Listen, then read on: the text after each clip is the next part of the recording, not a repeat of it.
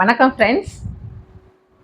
3 உலகங்கள் இருக்கிறதுல நாம இருக்கக்கூடிய இந்த பூலோகம் மட்டும்தான் மிக சிறப்பு வாய்ந்தது. அது எப்படின்னா, நம்மளுடைய சிவபெருமான் கால் பட்ட இடங்கள் எல்லாமே பூலோகத்துல தான் இருக்கு. இந்த உலகத்துல கோடானு கோடி சிவஸ்வரூபங்கள் இருக்கு, சிவன் ஸ்தலங்கள் இருக்கு, எல்லாமே இருந்தாலும் இந்தியால, அதுவும் நம்மளுடைய தமிழ்நாட்டுல அவர் திருவிளையாடல் செய்த இடங்கள் எல்லாமே நமக்கு ஓரளவு தெரிஞ்சதுதான். அப்படித்தாங்க அந்த காலத்திலேயே 50-50, அதாவது மகளிருக்கு 50% இடம் ஒதுக்கி கொடுத்தவரு நம்ம சிவபெருமான் தான். ஆமாங்க, திருச்செங்கோடு மலையில அர்த்தநாரீஸ்வரரா உமைக்கு, அதாவது அம்மனுக்கு தனது இடது பாகத்தை பாதியே எடுத்து கொடுத்தவரு நம்ம சிவபெருமான் தான். அப்படி அர்த்தநாரீஸ்வரரா அங்க நமக்கு அருள் காட்சி கொடுத்துக்கிட்டு இருக்காரு. அதனை போலவே வேறு ஒரு ஸ்தலத்திலும் தன் உள்ளேயே அம்மனை இணைத்து கொண்டார். லிங்க ஸ்வரூபமாக இருந்து கொண்டு தன்னுள்ளேயே அம்மனை இணைத்து கொண்ட ஒரு திருத்தலத்தை பத்தியும் அந்த சிவனை பத்தியும் நம்ம இப்ப இந்த பதிவுல பார்க்க போறோம். அதுக்கு முன்னால ஃப்ரெண்ட்ஸ், ஜெயகௌரி ஜோதிடாலயம் சேனலை நீங்க ஃபர்ஸ்ட் டைமா பாக்குறவங்களா இருந்தீங்கன்னா சப்ஸ்கிரைப் பண்ணுங்க, அப்படியே பெல் ஐக்கானை கிளிக் பண்ணுங்க, லைக் பண்ணுங்க, ஷேர் பண்ணுங்க ஃப்ரெண்ட்ஸ். அதோட சிவ சிவா அப்படின்னு கமெண்ட் பண்ணுங்க ஃப்ரெண்ட்ஸ். ஏன்னா நம்ம சிவனை வணங்கக்கூடிய இப்படி பதிவுகள்ல நிறைய பார்க்கும்போதே அந்த சிவபெருமானை அந்த ஸ்தலத்திலேயே சென்று வணங்கிய பலன் கிடைக்கும். அப்படிங்கிறதுனாலதான் ஃப்ரெண்ட்ஸ் சிவ சிவான்னு கமெண்ட் பண்ண சொல்றேன். ஓகே ஃப்ரெண்ட்ஸ், வாங்க பதிவுக்குள்ள போலாம்.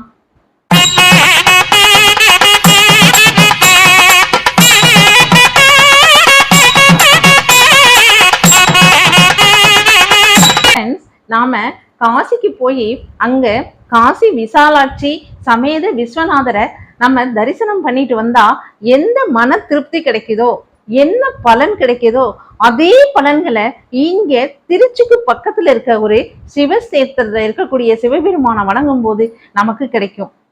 அதாவது காசி என்னும், அகஸ்தியர் பள்ளி என்னும், வில்வாரண்யம், தட்சிண கைலா என்னும் வழங்கக்கூடிய அந்த பெரிய ஒரு ஸ்தலம், அதாவது சிவஸ்தலம் தான்.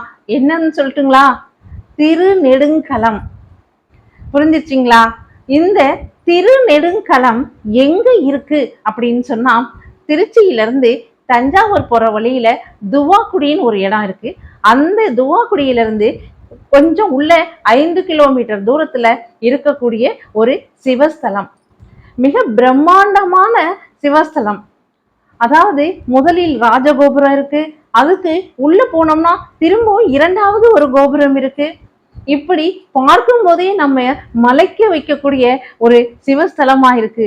அங்க சென்று நம்ம கோபுரத்தை பார்க்கும் போதே என் அப்பன் சிவபெருமான நேரடியாகவே பார்த்த ஒரு நமக்கு அனுபவம் கிடைக்குது. ரொம்ப சிலாகித்து சொல்லக்கூடியதா இருக்கக்கூடியது இந்த திருநெடுங்கலநாதர் ஆலயம். ஒப்பிலா நாயகி சமேத சுந்தரேஸ்வரர் என்ற பெயரோட இங்க சிவபெருமான் அருள் பாலிச்சுக்கிட்டு வராருங்க. நம்மள வாங்க அப்படின்னு சொல்லி சொல்லி கூப்பிடுற மாதிரி இருக்கும் நமக்கு. அது ஒவ்வொரு கோயிலும் எனக்கான ஒரு உணர்வோ என்னன்னு தெரியலங்க. சிவபெருமானை வணங்கும் போதே அப்படி ஒரு மனத்துல ஆனந்தம் வருதுங்க. அன்பே சிவம்னு சொல்றாங்க இல்லையா, அதே மாதிரிதான் சிவமே ஆனந்தம் அப்படின்னு வருதுங்க. இப்ப இந்த திருநெடுங்கலநாதர் அப்படிங்கிறவரே இந்த கோவில்ல நமக்கு அருள்பாலிச்சுட்டு வராரு. இந்த கோவில் யுகங்களை கடந்த கோவில் அப்படின்னு சொல்லலாம். யுகங்களை கடந்த புண்ணிய பூமியாகவும் இருக்கு. எப்படி நாங்க கிருதா யுகத்துல அம்மை உமையவள் கைலாயத்துல சிவபெருமான்கிட்ட கேக்குறாங்க, நான் பூலோகம் சென்று உங்களை வணங்கினோம் அப்படின்னு சொல்றாங்க. சரி, அப்படியே போய் வணங்குன்னு சொல்லிட்டு சிவபெருமான் அருள் புரிந்து அனுப்பி வைக்கிறாரு. அப்படியே ஆகாய மார்க்கமா வந்து கொண்டிருக்கும் போது இந்த நெடுங்கலம் அப்படிங்கிற இந்த இடம் அன்னைக்கு ஆரண்யமா இருந்தது, வில்வாரண்யமா இருந்திருக்கு. ஆரண்யம்னா மிகப்பெரிய காடு, அதுல வில்வ மரங்கள் நிறைய இருந்ததுனால இது வில்வாரண்யம்னு சொல்றாங்க. அப்படிப்பட்ட இந்த இடத்துல வரும்போது பார்வதி தேவிக்கு நாம இங்கேயே நம்ம தவம் பண்ணுவோம், இறைவனை வழிபடுவோம் அப்படின்னு தோணுது. உடனே அந்த இடத்திலேயே வந்து ஒரு குளத்தை தோற்றுவிக்கிறாங்க. அந்த குளத்துக்கு சுந்தரர் குளம்னு பேர் வச்சு அந்த இடத்துல இருந்து நீர் எடுத்து பக்கத்துல இருக்கிற மண்ணை பிசைஞ்சு எடுத்து சுதையினால ஒரு லிங்கம் வைத்து வழிபட ஆரம்பிக்கிறாங்க. தினமும் அந்த தீர்த்தத்தை எடுத்துன்னு வந்து அபிஷேகம் பண்றதும் வழிபடுறதும் இப்படியே பண்ணிக்கிட்டே இருக்கும்போது ஒரு காலகட்டத்துல சிவபெருமான் வராரு. அதுவும் எப்படி வராருன்னா அப்படியே ஒளியாக, அதாவது வெளிச்சமாக, வெளிச்சம் வருது அணையுது, அணையுது வருது அப்படின்னு சொல்லுவோம் இல்லைங்களா? அதே மாதிரிதான் சிவபெருமானும் வெளிச்சத்தை கொடுத்து கொடுத்து அத வெளிச்சம் வருது திரும்ப போயிடுது, திரும்ப வருது திரும்ப போயிடுது. இது என்னது இது, இப்படி ஒரு வெளிச்சம் வந்து கொண்டே இருக்கே, திரும்ப போயிடுதே, இது என்னவா இருக்குன்னு சிவபெருமான வேண்டி கேட்கும் போது சிவபெருமான் பிரம்மாண்டமான ஒரு லிங்க சுரூபமா காட்சி கொடுக்கிறாரு. காட்சி கொடுத்தோன்னு ஐயனே நீங்கள் தானா அப்படின்னு சொல்லி ரொம்ப உருகி திரும்பவும் ஐயனே இந்த பிரம்மாண்டமான லிங்க உருவத்துல என்னையே இணைச்சுக்கணும் அப்படின்னு சொல்லி திரும்பவும் அவங்க, அதாவது உமாதேவி பூஜை செய்ய ஆரம்பிக்கிறாங்க.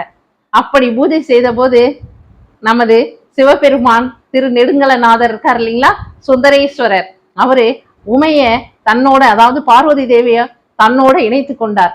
அந்த இணைத்து கொண்டு சிவனாக வைத்து, மண்ணால் உருவாக்கப்பட்டு சிவனாக வைத்து பார்வதி தேவி வந்து பூஜை செஞ்சிட்டு இருந்தாங்க இல்லையா, அந்த சிவலிங்கத்துக்குள்ளேயே பார்வதி தேவியும் சென்று விட்டார்.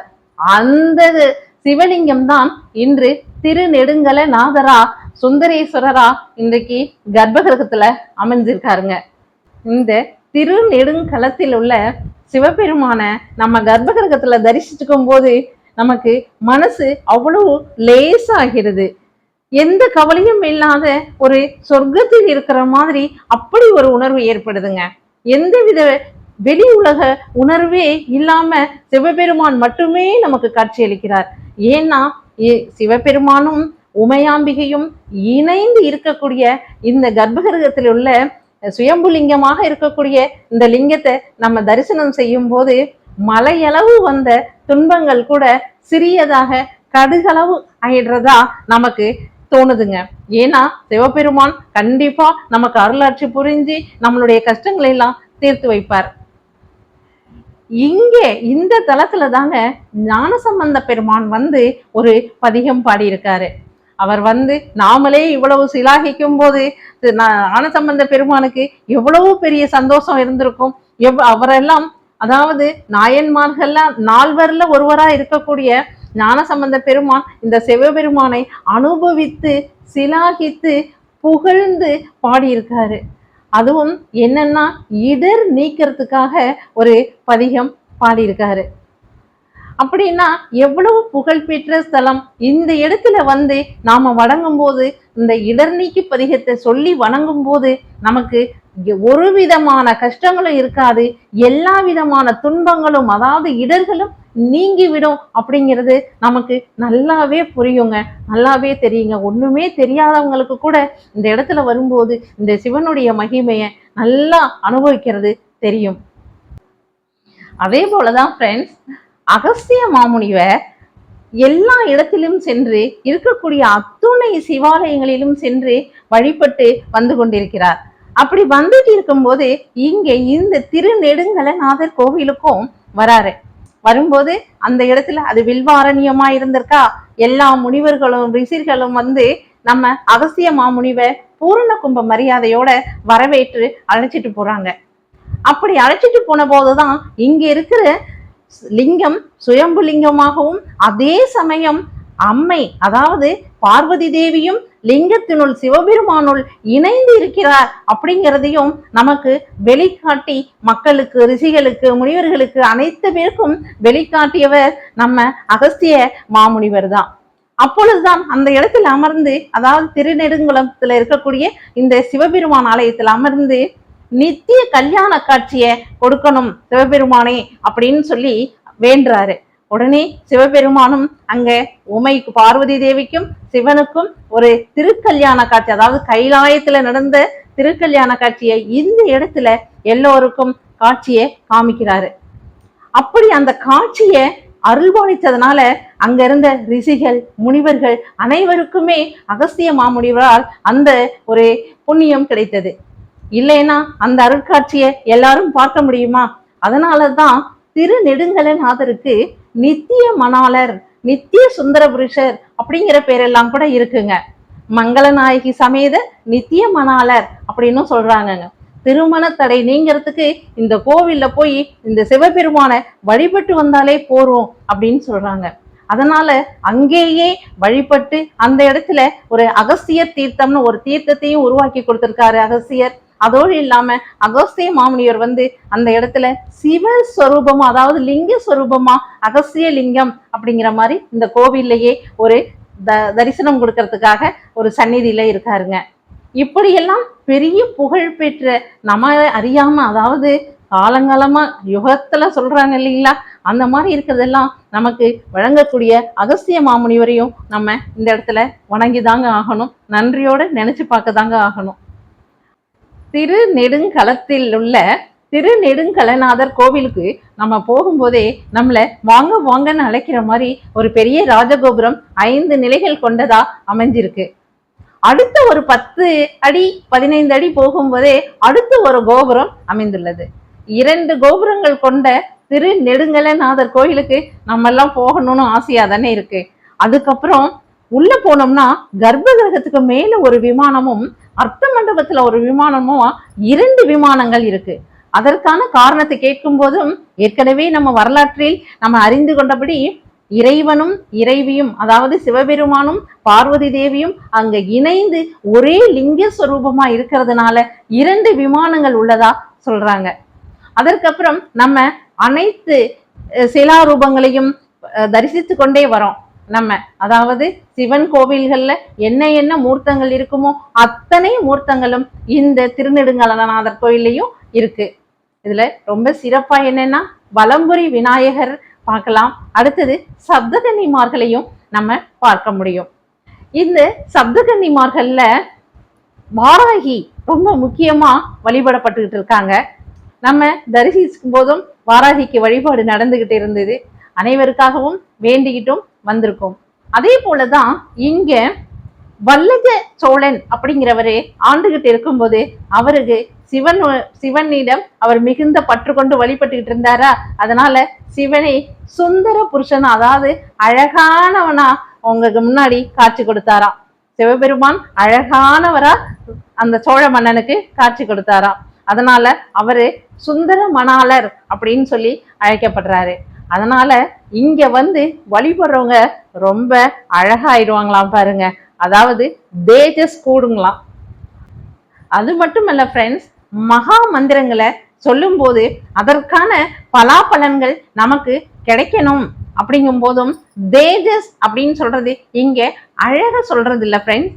நம்ம மந்திரங்களை சொல்லும் போதும் ஒண்ணுமே தெரியலனாலும் சரி, சிவசிவா அப்படின்னு சொன்னாலும் சரி, நமச்சிவாயா என்று சொன்னாலும் சரி, அதற்குரிய பலன்கள் நமக்கு கிடைக்கும். அப்ப நம்ம முகத்துல ஒரு ஒளி ஏற்படும்.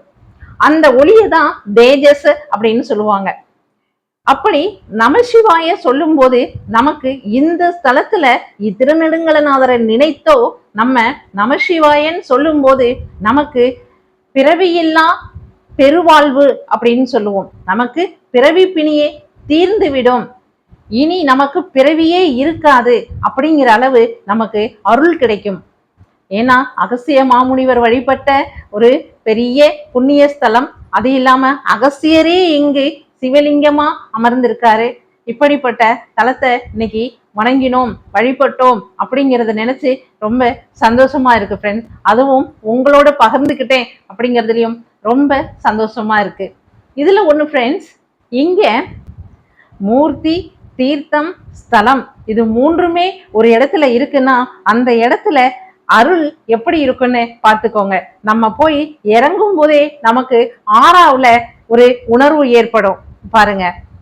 அப்படிப்பட்ட ஒரு சிவஸ்தலத்தை இன்னைக்கு உங்களோட பகிர்ந்துகிட்டேன், உங்களோட சேர்ந்து நானும் அனுபவிச்சேன் அப்படின்னு நினைக்கும் போது ரொம்ப சந்தோஷமா இருக்கு, மனம் மகிழ்ச்சியா இருக்கு ஃப்ரெண்ட்ஸ். நான் எப்பவும் சொல்ற மாதிரி கமெண்ட்ஸ்ல நமச்சிவாய, சிவசிவா அப்படின்னு கமெண்ட் பண்ணுங்க.